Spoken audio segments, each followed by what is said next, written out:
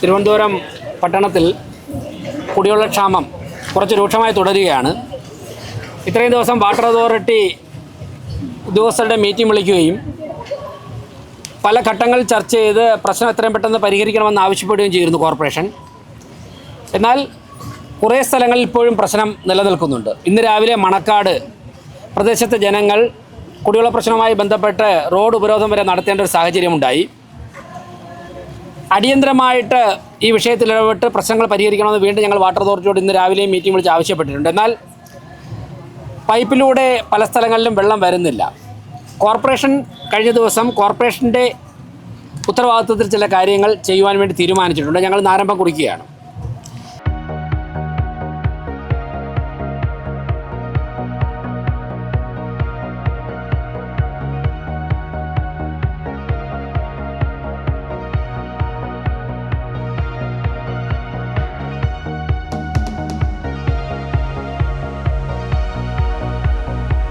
നിലവിൽ 107 ടാങ്കറുകൾ തിരുവനന്തപുരം കോർപ്പറേഷൻ്റെ പല ഭാഗത്ത് ശുദ്ധജലം എത്തിക്കുവാൻ വേണ്ടി ഓടിക്കൊണ്ടിരിക്കുകയാണ്.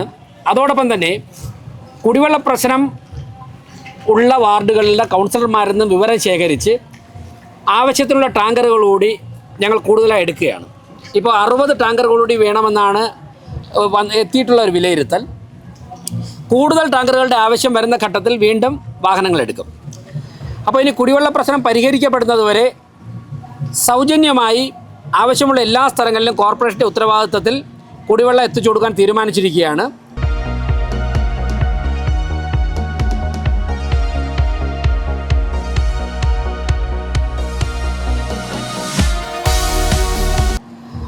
ബഹുമാനപ്പെട്ട standing committee, deputy mayor, standing committee ചെയർമാൻമാർ, കോർപ്പറേഷൻ സെക്രട്ടറി, ഹെൽത്ത് ഓഫീസർ, എല്ലാ ഉദ്യോഗസ്ഥരും ഇതിന് നേതൃത്വം കൊടുക്കാൻ വേണ്ടി ഇവിടെയുണ്ട്. ഓരോ വാർഡിനും ഓരോ നമ്പർ ഇട്ട് ടാങ്കറുകൾ ആ വാർഡിൽ കൊടുക്കുകയാണ്. അവിടുത്തെ കൗൺസിലറുടെയും അവിടുത്തെ ഹെൽത്ത് ഇൻസ്പെക്ടറുടെയും മേൽനോട്ടത്തിൽ ആ വാർഡിൽ എവിടെയൊക്കെയാണോ കുടിവെള്ള പ്രശ്നമുള്ളത് അവിടെയൊക്കെ ഈ ടാങ്കറുകൾ ഉപയോഗിക്കാം. ഈ ടാങ്കറുകൾ ആ വാർഡിലെ ആവശ്യത്തിന് വേണ്ടി മാത്രമായിരിക്കും. വേറെ ഒരിടത്തേക്കും ഈ ടാങ്കറുകളെ വിളിക്കുകയുമില്ല, വേറെ ഒരിടത്തേക്കും പോകാനും പാടില്ല. ആ വാർഡിൽ എവിടെയൊക്കെയാണോ ആൾക്കാർ കുടിവെള്ളം ആവശ്യമുണ്ടെന്ന് ചോദിക്കുന്നത് അവിടെയൊക്കെ തന്നെ സൗജന്യമായി കുടിവെള്ളം എത്തിച്ചു കൊടുക്കേണ്ട ഉത്തരവാദിത്തം അവിടുത്തെ ഹെൽത്ത് ഇൻസ്പെക്ടർക്കും കൗൺസിലർക്കുമാണ്. അതിൻ്റെ സാമ്പത്തിക ചിലവുകളും മറ്റ് അതിനെ മോണിറ്റർ ചെയ്യുന്നതൊക്കെ തന്നെ കോർപ്പറേഷനിൽ ഹെൽത്ത് സൂപ്പർവൈസർമാരും അതോടൊപ്പം തന്നെ ഹെൽത്ത് ഓഫീസറും ആരോഗ്യകാര്യ standing committee chairman Shri M R Govindan ഉൾപ്പെടെയുള്ളവർ അതിന് മേൽനോട്ടം വഹിക്കും. അടിയന്തര സാഹചര്യം വരുമ്പോൾ ഡെപ്യൂട്ടി മേയറും കോർപ്പറേഷൻ സെക്രട്ടറി, മേയർ ഉൾപ്പെടെയുള്ളവർ ഇക്കാര്യങ്ങളിൽ ഇടപെടും. ഇത്രയും കാര്യങ്ങളാണ് ഞങ്ങൾ ചെയ്തിട്ടുള്ളത്. ഇനി കൂടുതൽ വാഹനങ്ങളുടെ ആവശ്യം വരണമെന്നുണ്ടെങ്കിൽ കൂടുതൽ വാഹനങ്ങൾ രംഗത്തിറക്കും.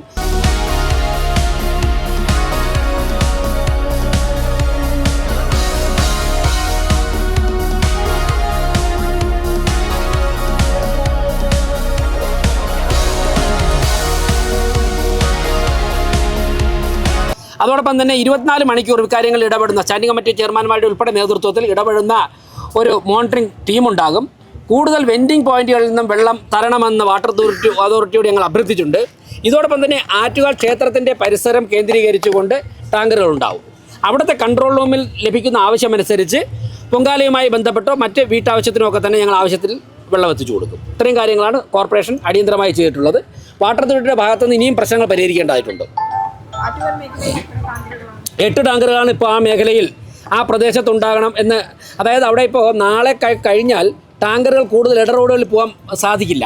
അതുകൊണ്ട് തന്നെ 2000 ലിറ്ററിൻ്റെ ടാങ്കർ അവിടെ മൂവ് ചെയ്യാൻ കണക്കിന് എവിടെയാണോ പറ്റുന്നത്, 2-3 പ്രദേശങ്ങളിലേക്ക് പോകാൻ കണക്കിന് എവിടെയാണോ പറ്റുന്നത് അവിടെയാണ് ഞങ്ങൾ പാർക്ക് ചെയ്തിരിക്കുന്നത്. ആവശ്യം വരുന്ന ഘട്ടത്തിൽ ഏത് സ്ഥലത്തു നിന്നാണോ അത്യാവശ്യം ടാങ്കർ എടുക്കാൻ പറ്റുന്നത് ആ പ്രദേശത്ത് പോകും. എന്തായാലും നഗരത്തിൽ കുടിവെള്ള പ്രശ്നം രൂക്ഷമായിട്ടുള്ള എല്ലാ വാർഡുകളിലേക്കും ടാങ്കർ, ഒരു വാർഡിന് ഒരു ടാങ്കർ, ആ ടാങ്കർ പിന്നെ അവിടുത്തെ പ്രശ്നം പരിഹരിക്കുന്നവർ അവിടെ തന്നെ ഉപയോഗിക്കാം. അതിൻ്റെ സാമ്പത്തിക ചിലവൊക്കെ തന്നെ കോർപ്പറേഷൻ ആണ് ചിലവെല്ലാം വഹിക്കുന്നത്.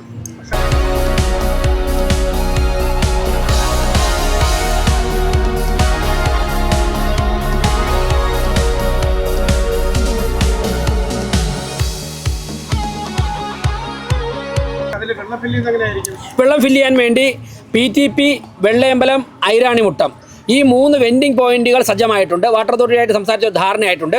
ഈ ടാങ്കറുകളിൽ വെള്ളം തീരുന്നതനുസരിച്ചിട്ട് ഈ വെൻഡിങ് പോയിന്റുകളിൽ പോയിട്ട് വെള്ളം ഫില്ല് ചെയ്യാം. അതിൻ്റെയൊക്കെ തന്നെ സാമ്പത്തിക ചെലവ് കോർപ്പറേഷൻ നോക്കും. വാട്ടർ അതോറിറ്റിയോട് വെള്ളം സൗജന്യമായി തരണമെന്ന് ആവശ്യപ്പെട്ടിട്ടുണ്ട്. സാമ്പത്തിക ചെലവ് എന്തെങ്കിലും വരികയാണെന്നുണ്ടെങ്കിൽ അതിൻ്റെ ഉത്തരവാദിത്തം കോർപ്പറേഷൻ ഏറ്റെടുക്കുന്നു. എന്തേ 107 ടാങ്കറുകൾ ഓൾറെഡി ഓടുന്നുണ്ട്. ഞങ്ങൾ ഒരു 60 ടാങ്കറുകൾ കൂടിയാണ് ഇപ്പോൾ ആവശ്യം വന്നിട്ടുള്ളത്. ആവശ്യമാണെന്നുണ്ടെങ്കിൽ ഞങ്ങൾ കൂടുതൽ ടാങ്കറുകൾ എടുക്കും. ടെൻഡർ ഞങ്ങൾ ടെൻഡർ ഇട്ടിട്ടുണ്ട്. അതുകൊണ്ട് ഞങ്ങൾക്ക് എത്ര ടാങ്കർ വേണമെങ്കിലും എടുക്കാനുള്ള ഓപ്ഷൻ ഉണ്ട്. ക്യൂവിൽ നിരവധി ടാങ്കറുകൾ 100 ടാങ്കറുകളോളം ക്യൂവിലുണ്ട്. അത് വേണമെങ്കിൽ ആവശ്യം വരുന്ന ഘട്ടത്തിൽ എടുക്കുവാൻ കണക്കിൽ സജ്ജമാണ് കോർപ്പറേഷൻ.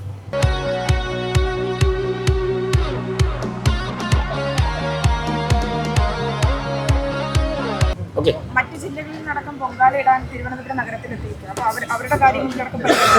തീർച്ചയായിട്ടും കുടിവെള്ളം പൊങ്കാലയിടുന്നവർക്കും അതുപോലെ തന്നെ ദൈനംദിന ആവശ്യങ്ങൾക്കും ആർക്കൊക്കെയാണോ കുടിവെള്ള ക്ഷാമം എന്ന് പറയുന്നത് അതിൽ കോർപ്പറേഷൻ്റെ ഉത്തരവാദിത്വം നിർവഹിക്കും. പക്ഷേ പൈപ്പിലൂടെ വെള്ളം എത്തിക്കേണ്ട ഉത്തരവാദിത്വം വാട്ടർ അതോറിറ്റിക്കാണ്. ഞങ്ങൾക്കതിനുള്ള മെക്കാനിസം ഇല്ല. അരുവിക്കരയിൽ നിന്നും ഭൂമിക്കടിയിലൂടെ പൈപ്പ് കൊണ്ടുവന്ന് ശുദ്ധീകരിച്ച് തരേണ്ട ഉത്തരവാദിത്വം വാട്ടർ അതോറിറ്റിക്കാണ്. മാത്രമല്ല അവർക്ക് അതിൻ്റെ മെഷീനറിയും സ്റ്റാഫും മെക്കാനിസവും ഉള്ളൂ. അതിൽ ഇടപെടാനും കോർപ്പറേഷന് പരിമിതിയുണ്ട്. പക്ഷേ ഇവിടെ എത്തുന്ന വെള്ളം സിറ്റിക്കകത്ത് പൈപ്പുകളിൽ എന്തെങ്കിലും ബ്ലോക്കോ പ്രശ്നമൊക്കെ ഉണ്ടെങ്കിലും വാട്ടർ അതോറിറ്റിക്ക് അത് പൂർത്തിയാക്കിയിരിക്കാൻ പറ്റിയില്ല. അവർക്ക് ആ വർക്ക് കംപ്ലീറ്റ് ചെയ്യാൻ പറ്റാത്തത് കൊണ്ട് വെള്ളം എത്താൻ തടസ്സം ഉണ്ടാവരുത്. പക്ഷേ ഞങ്ങൾ ഫേസ് ചെയ്യാൻ പോകുന്നൊരു പ്രശ്നം ഈ ടാങ്കർ പോകാത്ത ചെറിയ ഇടറോഡുകൾ, തിരുവനന്തപുരത്ത് ഒരുപാട് ഇടറോഡുകളുണ്ട്. ഈ സ്കൂട്ടർ സൈക്കിൾ മാത്രമേ പോകുള്ളൂ. അവിടെ 1000കണക്കിന് വീടുകളുണ്ട്. ആ പ്രദേശങ്ങളിലേക്ക് പൈപ്പിലൂടെ മാത്രമേ വെള്ളം എത്താൻ സാധിക്കുകയുള്ളൂ. അവിടെ സ്വാഭാവികമായിട്ട് ടാങ്കർ എത്തുന്ന സ്ഥലം വരെ പരമാവധി ഹോസ് നീളമുള്ള ടാങ്കറുകളാണ് വിളിച്ചിട്ടുള്ളത്, എത്തിക്കും. ബാക്കിയുള്ള സ്ഥലത്ത് എന്താണെന്ന് വെച്ചാൽ അടുത്ത് ആലോചിക്കേണ്ടത്. റെസിഡൻസ് അസോസിയേഷനുകളുമായിട്ടും കൗൺസിലർമാരുമായിട്ടും ആലോചിച്ച് തീരുമാനിക്കും. കൗൺസിലർമാരെ അവിടെ വിളിച്ചിട്ടുണ്ട്. അവരുടെ മേൽനോട്ടത്തിലായിരിക്കും ടാങ്കറുകൾ പ്രവർത്തിക്കുന്നത്.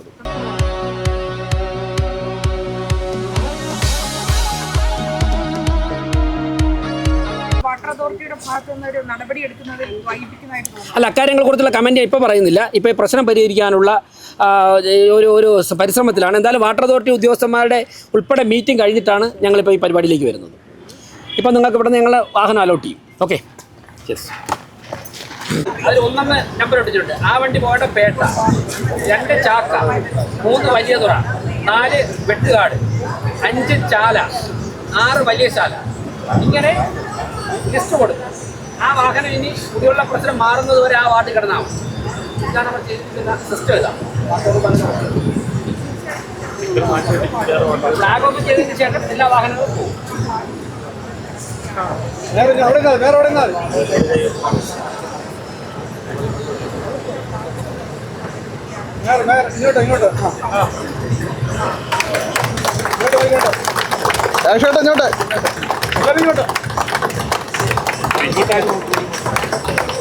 Okay okay എടുക്കോ side